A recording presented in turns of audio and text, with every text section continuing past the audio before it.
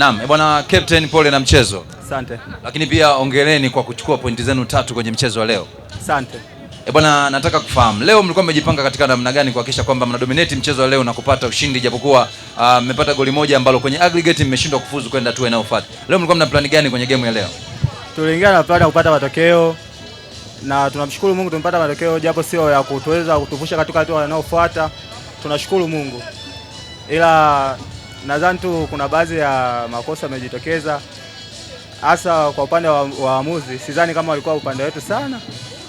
Lakini pia tunaona mchezo wa wazi ni mpira wa miguu na ni mchezo ambao unaonekana ndani ya dakika 90. Mwanzoni mlianza kwa approach ya kawaida, lakini huku mwishoni mliongeza energy sana. Ni nini ambacho mlizungumza kwenye chumba cha mabadilishano kwenye off time?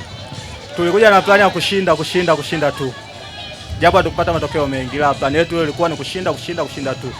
Yes, kuna nafasi ya best loser, na endapo kama ikatokea katika upande wenu mkapata nafasi ya kufuzu kwenda best loser, una nini cha kuambia mashabiki wa Eagles ambao inawezekana leo wakawa wamekosa furaha ya kurudi nao nyumbani? Wenyewe wanajua timu yao hatujawahi kushindwa mara mbili. Kwa inshallah kama itatokea best loser tutafanya vizuri, na mimi tutafika hatua inayofuata, hatua finali, na tuweza tukawa mabingwa. Niwatakie kila la heri. Asante.